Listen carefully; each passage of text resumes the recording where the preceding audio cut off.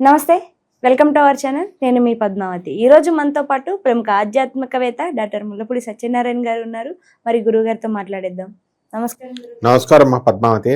గురువు గారు, మనకి పిల్లల్ని తల్లిదండ్రులు ఎన్నో ఆశలతో వాళ్ళని చదివించాలని అనుకుంటారు. కానీ ఎంత కష్టపడినా కూడా పిల్లలకి వాళ్ళు కొన్నిసార్లు చెప్తారు కూడా, నేను చదివింది ఏది నాకు గుర్తు రావడం లేదు, నాకు గుర్తు పెట్టుకుందామని నేను ఎంతో కష్టపడుతున్నాను, కానీ అంత జ్ఞాపక శక్తి నాకు రావడం లేదు అని చెప్తూ ఉంటారు. కొన్నిసార్లు నైట్ అంతా కష్టపడి చదువుతారు ఎగ్జామ్స్ కోసం, పగలు రాత్రి అని తేడా లేకన్నా. అయినా కూడా పరీక్ష సమయం వచ్చేసరికి దాన్ని మేము మర్చిపోతున్నాము అని చెప్తూ ఉంటారు. మరి ఇలాంటి వారికి అసలు ఏదైనా ఒక రెమెడీ ఉందంటారా? వీరు దీన్ని చేయడం ద్వారా వాళ్ళ జ్ఞాపక శక్తిని పెంచుకోవడానికి కానీ, లేకుంటే వారు ఏదైనా చదివింది గుర్తు పెట్టుకోవడానికి కానీ, లేదంటే అసలు క్లాస్ రూమ్స్లోని టీచర్స్ చెప్పిందైనా సరే వాళ్ళ జ్ఞాపకం ఉంచుకొని అది ఎప్పుడైనా సరే అడిగితే చెప్పగలిగే విధంగా ఉండేటట్టు ఒక్క రెమెడీ చెప్పండి గురుగారు. అలాగే అమ్మా. చాలామంది స్టూడెంట్స్ పాపం కష్టపడి చదువుతారు, మర్చిపోతారు జ్ఞాపకం శక్తి లోపాల వల్ల, వాళ్ళ జన్యు లోపాల వల్ల, ఇన్ఫెక్షన్స్ వల్ల, ఇలా రకరకాల కారణాల వల్ల. అయితే కొంతమందికి చురుకుదనం ఉండదు, స్పీడ్ ఉండాలి చదువు విషయంలో. సో డల్గా ఉంటున్నాడండి అని చెప్పేసి ఆ మంత్రగాడని ఈ మంత్రగాడి దగ్గరికి అని తీసుకెళ్ళేసి అక్కడ మంత్రాలు తాళ్ళు అవి కడతా ఉంటారు, పూజలు అవి చేస్తూ ఉంటారు.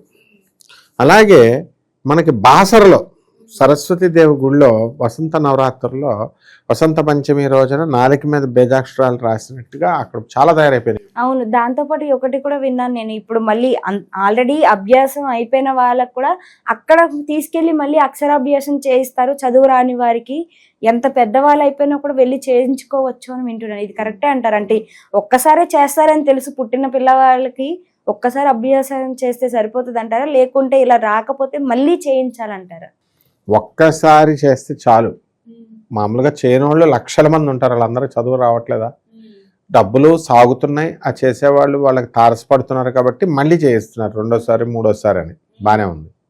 అయితే ఈ రెండోసారి చేయించినప్పుడు మరి అక్కడ వాళ్ళకి డబ్బులు ఇస్తాం, అంతా బాగానే ఉంది. మొట్టమొదట చేసినప్పుడు బాగానే చేయించాం, ఒకసారి రెండోసారి అని కాదు అక్కడ అర్థం. అక్కడ ఏంటంటే వాళ్ళు ఏం చేస్తారు, నాలికని బయటకు తీసి బేజాక్షరం నాలిక మీద రాస్తారు, ఐం బేజం అని. అది నిజంగానే గంటను తీసి దాంతో ఇలాగ నాలికని రాస్తే ఆ కాలంలో, ప్రాచీన కాలంలో అలా ఉండేది. కాల్చి నాలికని కాల్చి ఆ బీజాలు రాసేవారు. ఇప్పుడు అలా కాదు కదా, స్మూత్గా మనకి మంత్రోపదేశం చేసేస్తున్నారు, చేసేసుకో మంత్రం అంటున్నారు. కాబట్టి ఈ యొక్క మనిషికి కావలసినది ఏమిటంటే జ్ఞాపకం శక్తి కావాలి. సో సరస్వతి అంటే ఎవరంటే ఇచ్ఛాశక్తి. ఆమె ఇచ్ఛాశక్తి, జ్ఞానశక్తి, క్రియాశక్తి స్వరూపిణి. ఇచ్ఛాశక్తి పార్వతి, ఆమె శ్యామల, ఆమె రాజరాజశ్యామల. తర్వాత ఇచ్ఛాశక్తి, జ్ఞానశక్తి సరస్వతి. తర్వాత ఈ క్రియాశక్తి అంటే ఎవరు? లక్ష్మీ తల్లి.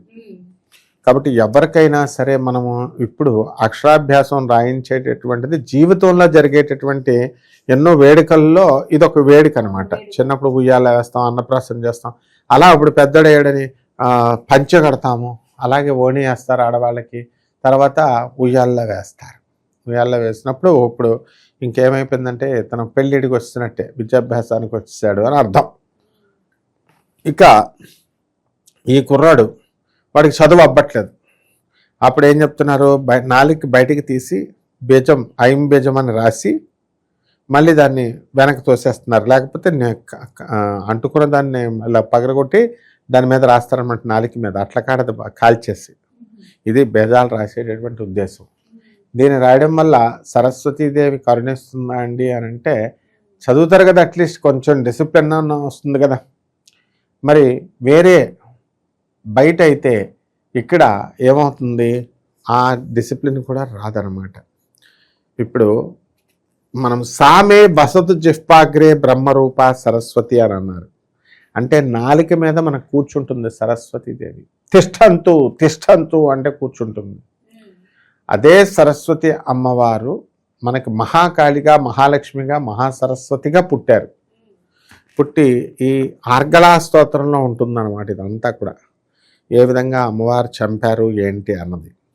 కాబట్టి ఎట్టి పరిస్థితుల్లో కూడా విద్యార్థులంతా కూడా గతంలో చిన్నప్పుడు చేయించుకోనటువంటి వాళ్ళు పెద్ద అయిన తర్వాత చేయించుకుంటే చదువు వస్తుంది అనేది మూఢనమ్మకం. అదే మొదటిసారి వాళ్ళు చిన్నప్పుడు అన్నప్రాసన రోజున ఆవకాయ పచ్చడంతా పెట్టారు అన్నట్టు కాకుండా ఆవుప్రాసన రోజున ఎలాగో అన్నం ముట్టించడానికి తీసుకెళ్తారు కదా పిల్లల్ని, అక్కడ మనము ఈ యొక్క పూజ చేసుకోవచ్చు అనమాట. ఏంటది? ఈ యొక్క సరస్వతి పూజ. ఓం యా కుందేందు తుషారహార ధవళా యా శుభ్రవస్త్రాన్విత యా వీణా వరదండ మండితకరా యా శ్వేత ప్రమాసని యా బ్రహ్మాచ్యుత శంకర ప్రభృతిభిర్దేవై సదా పూజిత సామాం పాతు సరస్వతి భగవతి నిశేషజాపహ. ఈ విధంగా ఆ సరస్వతి తల్లిని మనం ఆరాధించి ఆ కుంకుమార్చన చేసుకొని స్నానం చేసి తెల్లవారుజామున అంతా కూడా అమ్మవారికి ఉపవాసం ఉండి ఆ జగజ్జనని మనం కొలుచుకోవడం ద్వారా మహాకాళి, మహాలక్ష్మి, మహాసరస్వతి ముగ్గురు కూడా వశమైపోతారమ్మా మనకి. గురువుగారు, మరి ఇప్పుడు నార్మల్గా చూసుకుంటే ఇప్పుడు పిల్లలకి చదివింది గుర్తుండాలి అని అనేసి మరి కొన్ని రెమెడీస్ చెప్తాం, కానీ పిల్లలు చెయ్యకపోతే అప్పుడేం చెయ్యాలంటారు? పిల్లల తల్లిదండ్రులు చేయాల్సిందే, ఎవరో ఒకళ్ళు చేయాలా. చేస్తే వీళ్ళకి ఫలిస్తుంది అంటారా? ఫలిస్తుంది. ఓకే, మొట్టమొదటి చిన్న పిల్లలు కాబట్టి, పెద్దవాళ్ళు అయిన తర్వాత వాళ్ళ పని వాళ్ళే చేసుకోవాలి, వాళ్ళ పూజ వాళ్ళే చేసుకోవాలి, తల్లిదండ్రులు చేసిన పనికి రాదు. కాబట్టి నిత్యము కూడా హయగ్రీవ స్తోత్రము, దక్షిణాది స్తోత్రము, తర్వాత హయగ్రీవ స్తోత్రము అండ్ ఈ యొక్క పిల్లలకి విద్యాభ్యాసానికి సరస్వతి అమ్మవారిని కూడా ఓం ఐం సరస్వతి అయి నమః, ఓం ఐం వదవద వాగ్వాదిని దేవ్యై నమస్వాహ అంటూ హోమాలని, ఆ యొక్క సరస్వతి నామ జపాలని, హయగ్రీవుడి యొక్క స్తోత్రాలని, అలాగే దక్షిణామూర్తి యొక్క హోమాలని, స్తోత్రాలని చదవడం ద్వారా అద్భుతమైనటువంటి ఫలితాలు మనకు లభిస్తాయమ్మా. మనకి సరస్వతీదేవి దగ్గరికి వెళ్ళి మరి చేయని వాళ్ళు చాలామంది ఉన్నారు కదండి. వాళ్ళంతా కూడా అక్షరాభ్యాసాలు చేయట్లేదు కదా అంటే, వాళ్ళు అలాంటి వాళ్ళకి చదువు రాలేదా అంటే, చదువుకి దీనికి సంబంధం ఉండదమ్మా. వీళ్ళు అలా దొంగ మాటలు చెప్తారు పంతుళ్ళు వాళ్ళు. మామూలుగా ఏంటంటే చదువు అనేటటువంటిది కృషితో నాస్తి దుర్భిక్షం, బాగా చదవాలి, దేవుడు బ్లెస్సింగ్స్ ఉంటాయి. అండ్ గురువు అంటే ఏంటంటే మనకి డిసిప్లిన్కి మారు రూపమైన. సో ఆ విధంగా ఎవరైతే చేయలేకపోతున్నారో ఈ తల్లిదండ్రులు, పిల్లలు ఎవరైతే విడివిడిగా చేయలేకపోతారో అటువంటి వాళ్ళు ఈ యొక్క తల్లిదండ్రులు చేయించారండి. వీళ్ళు రావి చెట్టు చుట్టూ 108 ప్రదక్షిణాలు చేసుకోవాలి. ఓం అశ్వత్థాయ నమః అని చెప్పే మంత్రంతో వీళ్ళు కనుక రావి చెట్టు చుట్టూ నీళ్లు పోసి ప్రదక్షిణాలు చేసినట్లయితే తగ్గిపోతుంది. అలాగే రెండవది, మనకి సుబ్రహ్మణ్యేశ్వర స్వామి వారి యొక్క పుష్పాలు ఉన్నాయి. ఆ పుష్పాలను తీసుకెళ్ళి జగద్గురు అయినటువంటి దత్తాత్రేయ స్వామి వారి దగ్గర పెట్టినా కూడా మీకు మంచి జరుగుతుంది.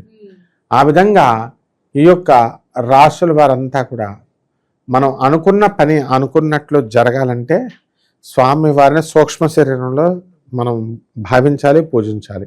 అంతేకాని స్వామివారు లేరు కాబట్టి మనకేం పర్వాలేదు అలాంటి నెగిటివ్ సోర్సెస్, నెగిటివ్ థింకింగ్ రాకూడదమ్మా. నిజంగా గురుగారు చాలా చక్కగా వివరణ ఇచ్చారు.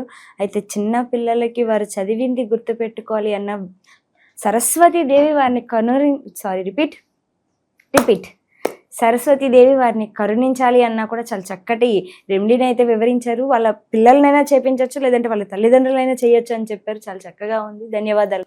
ధన్యవాదాలమ్మా.